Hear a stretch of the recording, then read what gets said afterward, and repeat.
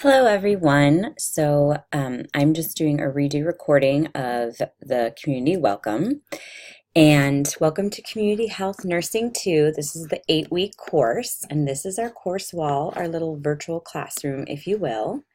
And first things first, I'm just going to go through the news items that we have here. Here are my classroom policies, just discussing about being respectful during your posts and also making sure that you get your posts done on time. Here is my contact information. It says my name, I'll highlight it for you. So I'm Denise Pattison. Here's my credentials and here's my phone number. As we move up the wall, you're going to see all the due dates. That's just, I like to have these written out, so I figured I would have them written out for you too. On this post, it shows kind of how I go through the discussion board rubric and the grading process, just so you can be prepared about my expectations. If you ever want more feedback than I give you, please just let me know.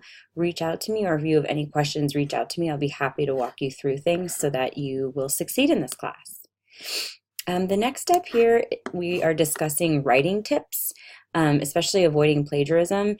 It's really common in the beginning with writing, or if you haven't written a lot of papers, some people paraphrase incorrectly.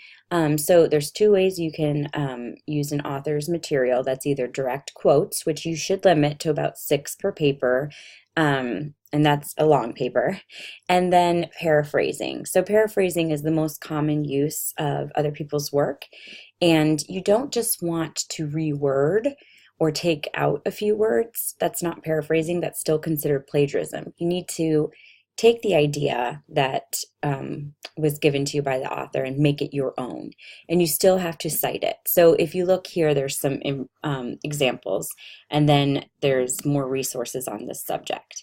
If I do find it in your first paper, I will point it out to you. You'll lose some points. You won't fail or anything, but I'll point it out to you and give you some tips. But then after that, I have to go through the steps of plagiarism. So if you think you're having trouble and you want to reach out to me, let me know. Here's going to show our course overview and intro. And then here's where we talk about the community project. So hopefully in Community 1, you completed your community assessment. If you didn't, it's very easy to look one up.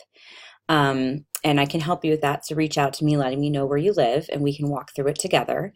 But the purpose of this project is to find a population that's at risk within your community, and you're going to find that through your community health assessment. And looking at Healthy People 2020 and the goals, and then looking at the gaps in your community, you're going to choose a problem in your community, a vulnerable population in which that problem exists, and then you're going to put into place a teaching intervention. And it can be anywhere, like a local clinic, La Leche, Planned Parenthood, your church, your firehouse, and you're going to approach them and get permission to do an education project. Then you're going to implement an education plan that's supported by evidence.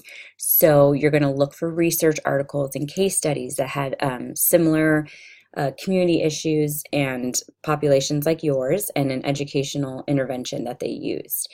And again, you can reach out to me and we can talk about it. So for example, maybe you have high asthma exacerbation rates. So educating parents on the use of spacers. And there's some really great research out there. Maybe you can go to a local pharmacy and ask to do some interventions there. You got to get creative. I know that it's tough. Some of you are working in different settings, so just be sure that you check that out and reach out to me if you have any questions. Now, the permission letter has to be filled out at some point before you conduct your intervention, and it has to be submitted under the week 1 section, so make sure you do that.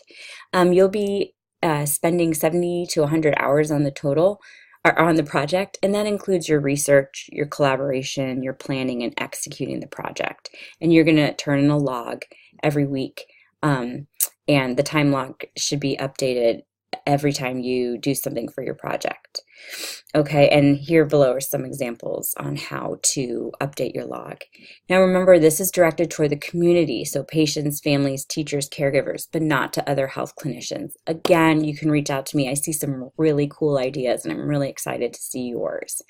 And then last but not least is some information on scholarly sources, because a lot of times people just use websites and databases, which are helpful, but they're not true scholarly sources. So take a look at this website. So, and then just really quickly looking at the content, here's the breakdown of each week. So on the first week, you're going to be discussing what project you're going, what site and what project you're thinking about doing based on your community assessment, and using some data to support that. I recommend, hint, hint, wink, wink, nudge, nudge, that you get into Healthy People 2020 and use that. And then each week you're going to take the steps to break down the project. So again, I'm really excited to see what you do. And if you have any questions, please feel free to reach out to me, because I am very excited to see what you guys can do.